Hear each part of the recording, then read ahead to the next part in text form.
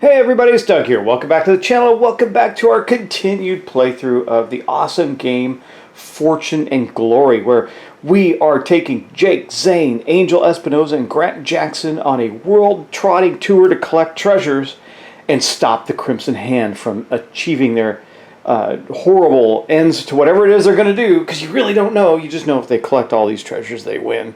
And these treasures, some of them have power, some of them are just great artifacts that you would want to display in the museum, and I'm assuming that's what our heroes are attempting to do, is, you know, get funded like Indiana Jones to sell these back to museums. They're not bad guys, they're good guys, right? So I'm just make that assumption, who knows. Anyway, we're going to get started with our next set of turns. Last turn was pretty eventful. The Order of the Crimson Hand did in fact get some artifacts out, so during this enemy phase they will be coming back out onto the board. That means we're going to see, hopefully we can complete the quest to uncover and find the Mask of Osiris down in Latin America. Down here with Angel and Grant, they've been really struggling to get there. They're in a cliffhanger right now, some kind of shootout with some enemies. Could be shootout with snakes. Who knows? That's the crazy thing about this game. We'll find out. We also got Jake saying he just sold off his artifact in London, gaining our first 5 fortune toward our goal of 30. Got a long way to go. The enemies have 4 on a goal of, I think it's, was it 15, right? So I got to remember that. It might be 20, but it's 15 or 20 anyway. Their goal's a lot faster than ours, but it also takes them a little longer to get things done. Anyway, we're going to get started right away. Angel Espinosa has a lot of glory, but she's not in a place where she can spend it. She also has 4 wounds. That's not a good thing. We got to get this adventure done and get her to a safe place somehow. We do have a couple of bad cards on the board. I'll just cover them quickly that are in play. This one is awful, and that's one of the reasons I want to get away from the villains before, or get this mission complete before these guys come back to the board, because the next time we have a hero fight with a villain, that villain's going to get +5 dice for the first round. That could just knock somebody out immediately. Orders to kill, obviously. And then there's this card. While villain has at least 1 artifact with this on it, that hasn't happened. That's called Dark Mastery. We'll deal with that when we come to it. We also have a couple of good cards. We have this one. If I could just reach it, take a gear card from the discard pile, but we don't have any in the discard pile. And then Local Trouble. We can play this in a city just to gain 3 glory. We're probably going to do something like that when we get there. I could have done that with Jake, but he got what he needed. He got the goggles. Last turn he bought some of these goggles. Super cool. Almost like Dr. Midnight powerful goggles that had 2 adventure tests during any tech or flying tests. So that's pretty good. We can also discard it to not take all wounds from a single source. So maybe, just maybe, it's wise that we get him in a position where he takes that order to kill and just wipes it out. He'll lose his goggles, but that's okay. All right, with that said, let's get started. We're going to cover off, I'd like to just cover off real quickly what the round order looks like. First thing we're going to do is we're going to roll for initiative, and we're going to get that done right now. So as we start to roll for initiative, I just want to thank you all. You've been very responsive to this video, and also Dave's videos on Shadows of Brimstone, which have been fantastic. He's had a wild ride in that. I hope we get to see him do some more soon. I really appreciate him joining me on the channel when he gets the opportunity. Anyway, let's roll initiative. First, we're going to roll for Jake Zane. It's a 2. He's probably not going first this time. Then we got Angel is a 3, and then Grant is a 4. So it's going to be Grant, Angel, and Jake in that order. Grant and Angel right now have been working together, so their turn order isn't as relevant. They're kind of doing things together. But well, we're going to go with them first. And then we're going to roll for movement. Now, the only one that can actually move is Jake, but you still roll in case you roll a 1, because then you get a event card. So let's roll for movement. A 6 for Grant, nothing there.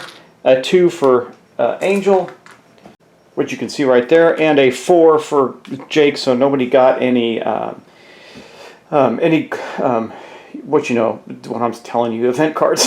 So we got the event cards. All right, now we're going to actually then do the movement phase and move people before we go on our adventures. So Jake can move forward. He's got to hustle it up. I think he's going to be heading for the Amulet of the Golden Mummy. That is a really good one. I really want him to get to the Axe of Atlantis, but I don't think he can get there anytime soon.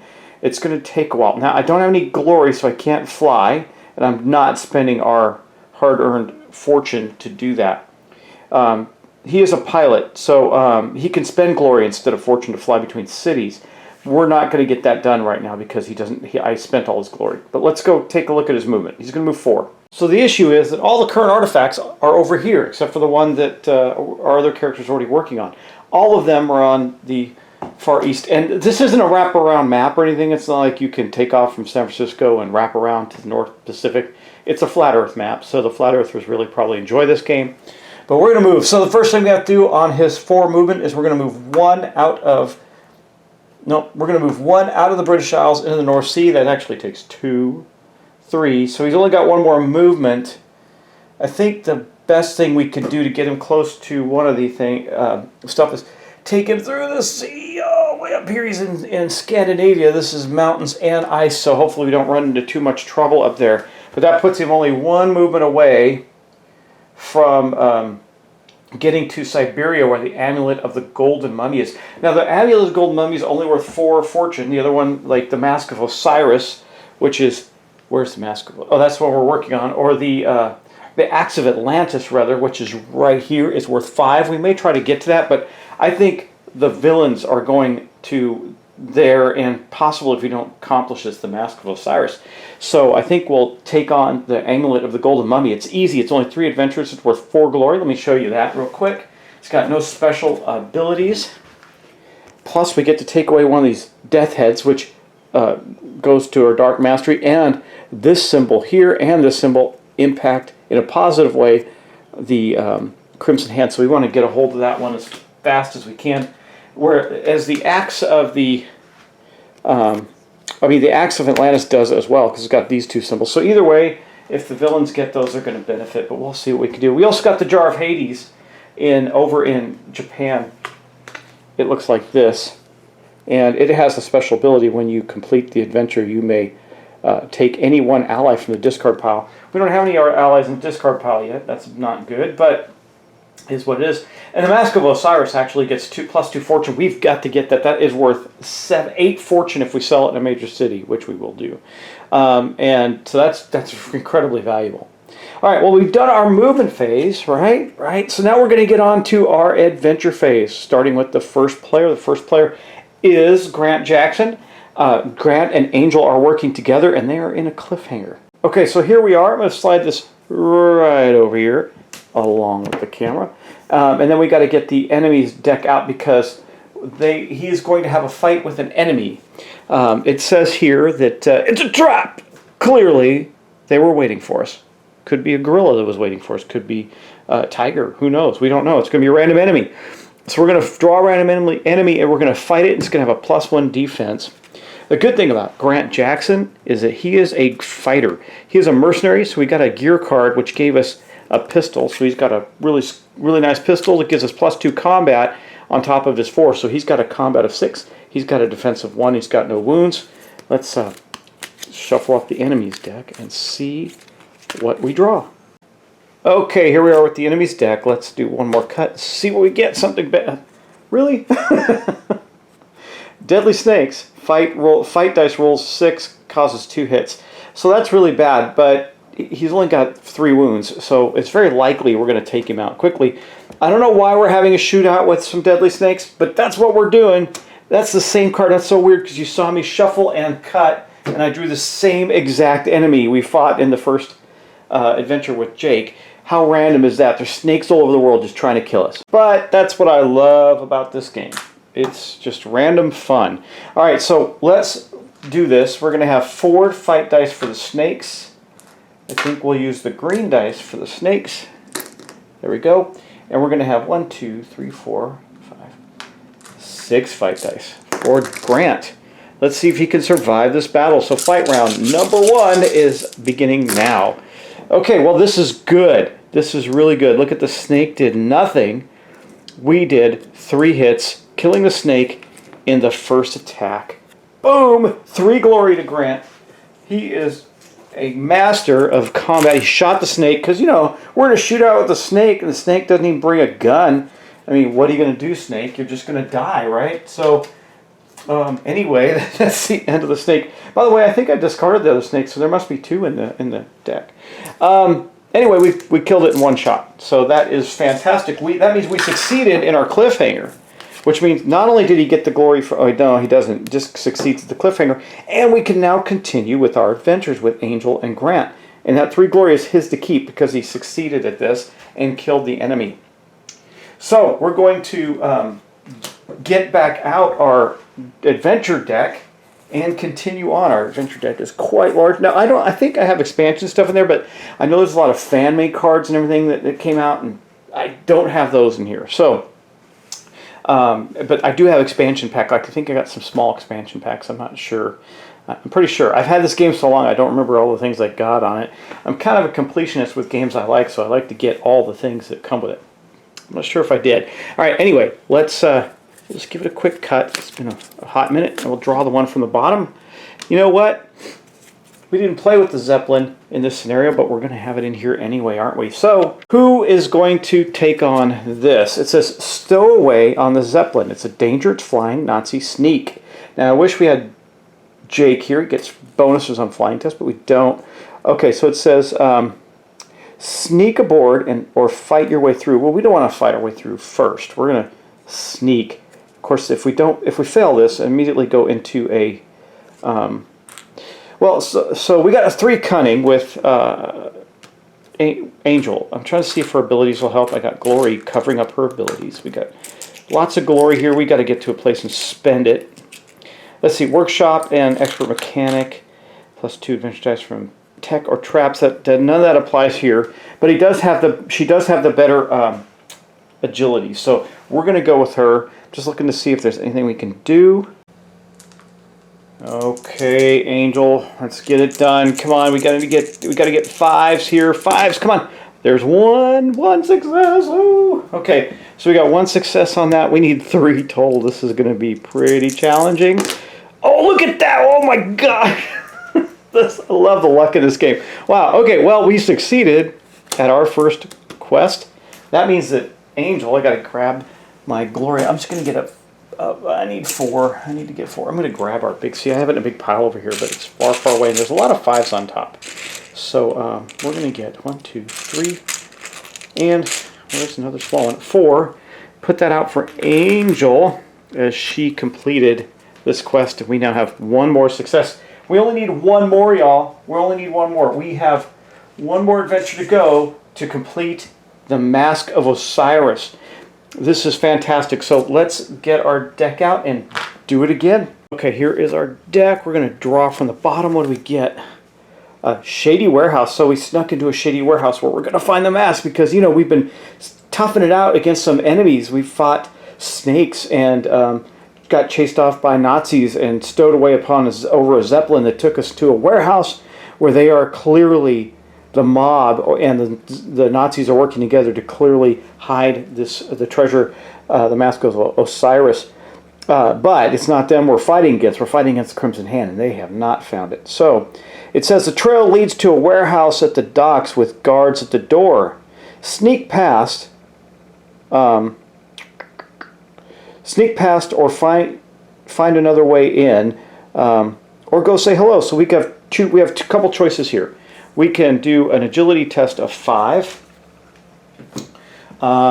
We can do a cunning test of 6, but we need 1 success versus 2 successes. I think 5 twice is easier than 6 once. Or we can fight a mobster. I don't think we're going to fight the mobsters, though that would almost guarantee our victory. I could look at the mobster enemy card and see what they look like. Let's just take a look. Let's look at the mobsters. Now I gotta find them. Where's the mobsters? I don't know. Anyway, let's not. Okay, clearly I'm not supposed to fight the mobsters because I have to go look for them. So let's do this. Okay, I got a 3 agility with both of them. So either one of them could take this on. I'd like to get Grant some more glory. Let me think about this before we do our rolls and commit. Okay, yeah, Grant is definitely going to lead the way in. Got some dice for him here. He's just got to get 5s. I mean, it's not that easy. But let's see if we can do it. We got 1 success. We need 1 more. I think we're okay. If we do this one, we'll have all 6 successes required to pick up the mask. So we definitely need to complete this. Come on, Grant. No cliffhanger here. A 6 and a 5. Fantastic. Okay, we succeeded. That gives Grant some more glory. 3 more. We'll just take this and give him a 5 and take 2 back. And that gives him, I'm giving it to him because we're done. And I'm going to give Angel hers. We have succeeded in picking up the Mask of Osiris. And let's see. Here is the mask. Let me just go over to the table. Here's the mask. You see 1, 2, 3, 4, 5. We just got our 6th one, which gave us a victory. Yay, we completed that. That is so awesome. The Mask of Osiris is ours, which is going to end up giving us 5, 6, 7, 8 fortune if we can get it into a major city. I think that we are going to give this card to Grant. He's got, well, yeah, Grant has a lot less glory. Well, it doesn't matter. But he's also got something to turn in for fortune. So we're giving it to Grant because Grant's got a beeline to a major city now. Okay, we are going to give the Mask of Osiris to Grant.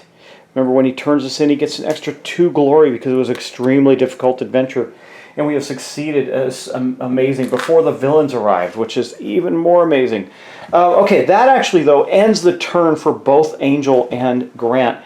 Angel's got to get to a city so she can heal. She's got wounds on her. But she's got 3, 4, 5, 6, 7, 8, 9, 10 glory in her pool. That is pretty darn good. And Grant has 6. So we can definitely get some stuff done when we get to a city. I don't need to send Angel to a major city. She can probably just get over to Rio de Janeiro and start heading to the east to get some of the other things that we need. Or she could fly, but she has to spend fortune. I don't want to do that. She doesn't have any fortune anyway, so I think we're out of luck there.